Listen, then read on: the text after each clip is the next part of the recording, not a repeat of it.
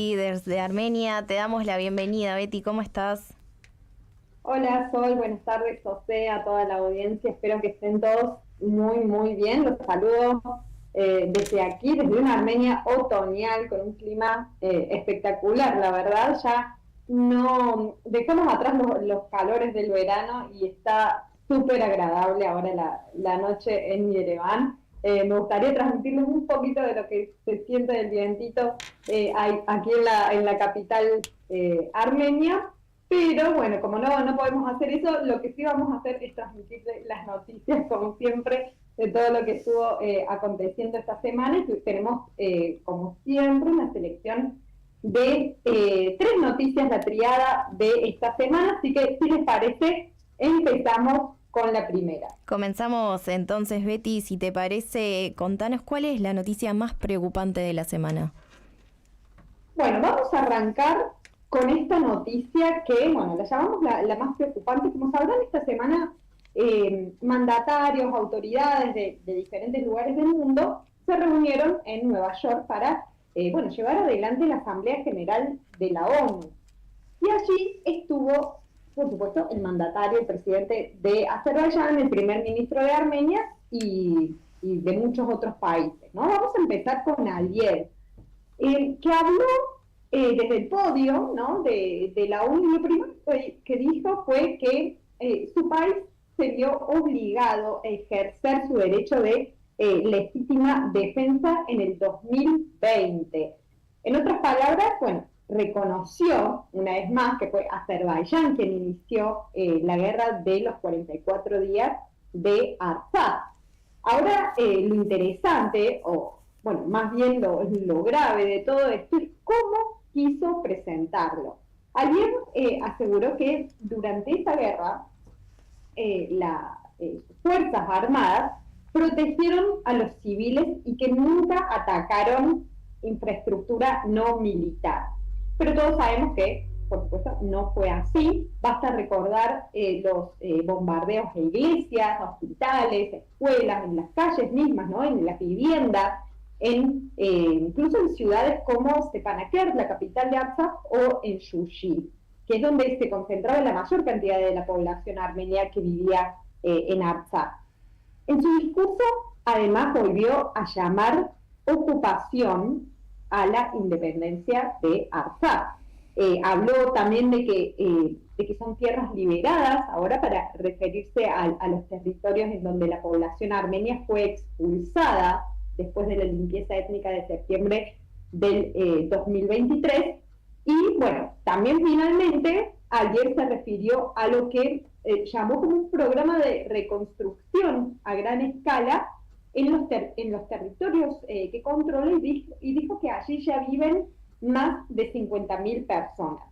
Sobre este punto en particular, justamente esta semana estuve haciendo un poco de investigaciones para un artículo sobre el cual estoy trabajando, que consiste justamente en esto de la repoblación que está intentando hacer el gobierno de Aliyev, instalando, bueno, habitantes azerbaiyanos en las tierras de Artsaj, y la gran cantidad de inversión abismal, la verdad, de inversión que están haciendo en infraestructura, sea caminos, sea hoteles, sea viviendas y demás. Lo que no mencionó ayer, obviamente, es que toda la población armenia fue desplazada y que aún hoy hay prisioneros y rehenes armenios detenidos en Bakú, violando el derecho internacional. En resumen, bueno, el discurso estuvo cargado de autoelogios, con muchas omisiones, con mensajes bueno, que generan preocupación realmente, sobre todo porque siguen latentes las amenazas sobre Siunik y esto que él llama el corredor de San Jesús. Al día siguiente fue Pashinyan quien subió al podio y dio su mensaje. Esto fue ayer, y dijo justamente que ayer sigue usando el término de corredor de San Jesús para llamar a la ruta que pasaría por el sur de Armenia, y que estaría bueno que aclare lo que significa esta expresión de corredor de San Jesús, porque en la realidad armenio, como se ve en Armenia y en la diáspora, esto se percibe como una demanda territorial, ¿no? Y no aparece ese término tampoco en la declaración de Washington mediado por Trump el pasado 8 de agosto. Y acá es donde, bueno, se suma también a lo que pasa en Armenia, mejor dicho, cómo el gobierno ve toda esta situación en la era de paz, y lo diferente que se comportan los gobiernos que justamente están por firmar este acuerdo de paz, Armenia y Azerbaiyán. Bueno, justo esta semana el gobierno armenio presentó su borrador del presupuesto para el 2026, el año que viene, donde se prevén 560 mil millones de Trump para defensa, ¿no? Lo que, bueno, significa este monto un 18% menos en comparación con el año pasado, ¿no?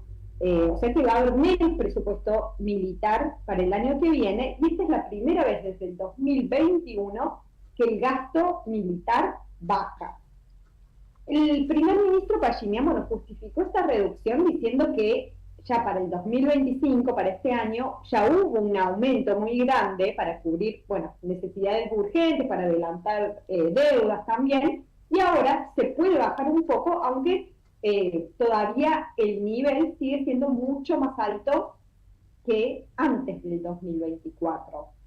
Esto no parece grave, ¿no? Hasta ahora, pero si les digo que Azerbaiyán sí aumentó el presupuesto militar, ¿qué piensan?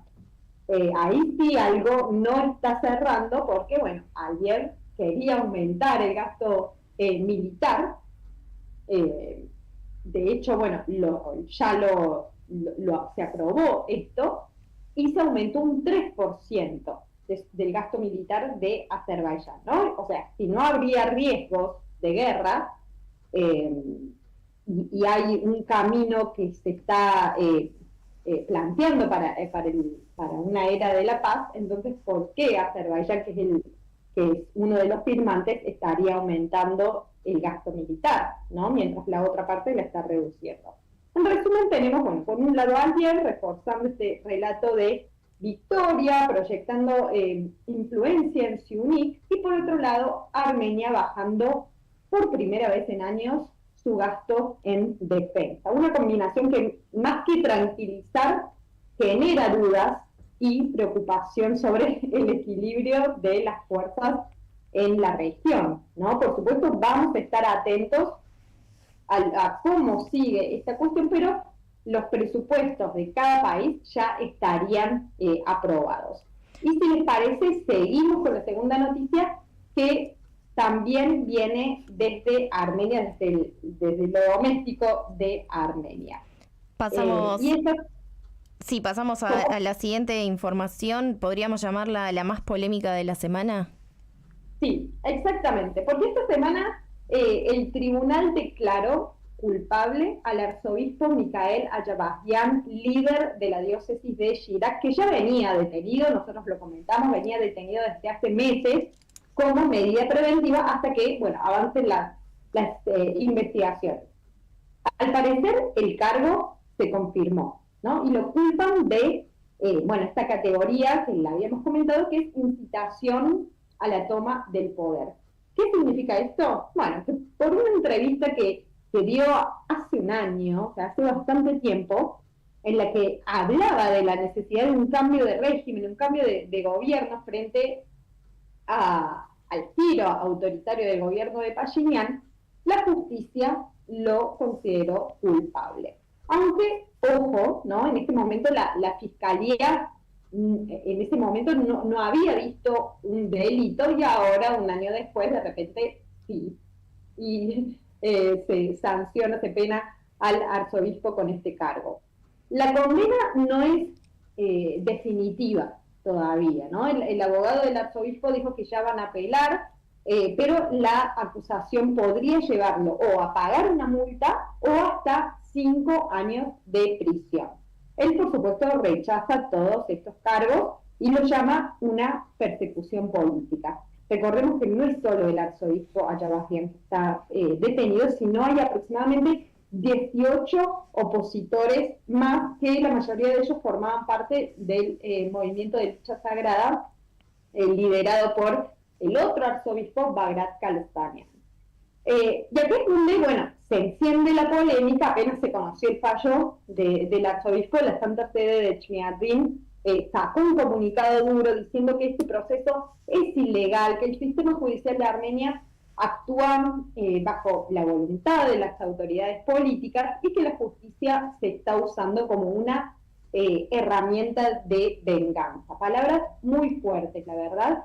Y más allá de lo jurídico, lo que está en juego es mucho más grande, ¿no? Que estamos hablando de un alto líder de la Iglesia armenia acusado de incitación política, ¿no? En un momento de fuerte tensión interna, doméstica, en un momento donde las elecciones también están a la vuelta de la esquina. Recuerden, oyentes, que tenemos elecciones parlamentarias el próximo año, en junio, si no me equivoco, o sea, falta muy poquito.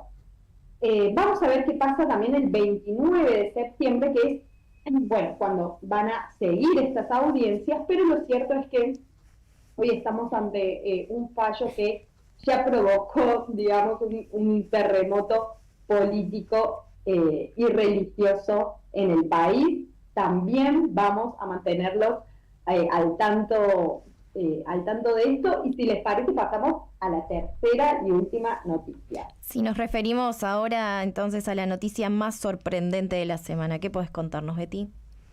Bueno, sorprendente y lamentable, la verdad, debería ser el título. Imagínense, era la medianoche del 23 de septiembre cuando el Ministerio del Interior recibe una llamada alertando por disparos en un asentamiento de la región de Armavir, aquí muy cerca, una de las regiones de Armenia, específicamente en la aldea de Merzaban. El resultado, 2 personas muertas y un herido. Y atención con quiénes son las víctimas de esto. Uno de ellos es nada más y nada menos que el jefe de la comunidad de Parakar, se llamaba Volodya Krikorian, y el otro, su amigo, Garen Abrahamian, que además era policía, pero en ese momento no estaba en servicio, ¿no? Ellos estaban justo juntos en ese momento que se produjo el ataque. El hecho conmocionó mucho, fue, como les decía, a altas horas de la noche, y al día siguiente todos amanecimos con esta noticia, y en ese momento también surgieron los mensajes de condena, ¿no? Por ejemplo, la defensora de derechos humanos Anahit Manasyan calificó este crimen como un golpe gravísimo para la seguridad pública. También remarcó que se necesitan mecanismos de prevención que realmente funcionen, porque hechos así ponen en duda la protección de los ciudadanos, ¿no? Incluso el propio primer ministro Nikol Pashinyan reaccionó enseguida, condenó enérgicamente este ataque, dio el pésame también a las familias y pidió que se investigue pronto, que se identifiquen rápidamente a los responsables.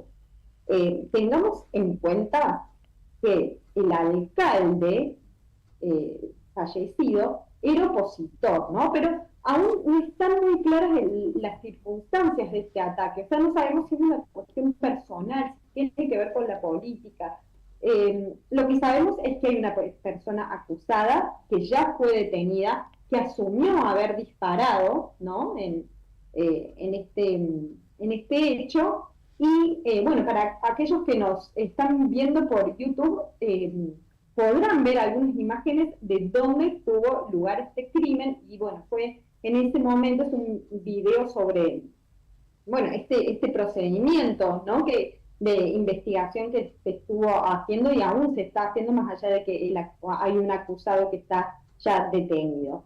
Esto, como les decía, sacudió a toda la sociedad armenia, no solo por la violencia del hecho, porque también hay rumores de que habían aproximadamente 18 cartuchos de balas en ese lugar, ¿no? Fue realmente terrible, sino también porque los protagonistas de esto eran figuras públicas. O sea, tenemos un jefe comunitario y tenemos un policía, ¿no? Y esto abre muchas preguntas. Por supuesto, si hay avances sobre este caso también los vamos a mantener al tanto. Y por mi parte, bueno, esta fue la forma que vamos cerrando nuestro reporte. Por supuesto, sin antes recordar que ayer, 27 de septiembre, se han cumplido 5 años desde el inicio de la guerra de los 44 días contra Artsaj, con la cual, bueno, Azerbaiyán comenzó su plan de limpieza étnica. Desde este espacio rendimos homenaje a todos los soldados y los civiles caídos en este terrible episodio para la historia de Armenia y de Artsaj. Compartimos tus palabras, Betty, te agradecemos mucho por estar acá, nos mantenemos en contacto y será hasta el próximo domingo. Un placer estar con ustedes. Buena semana.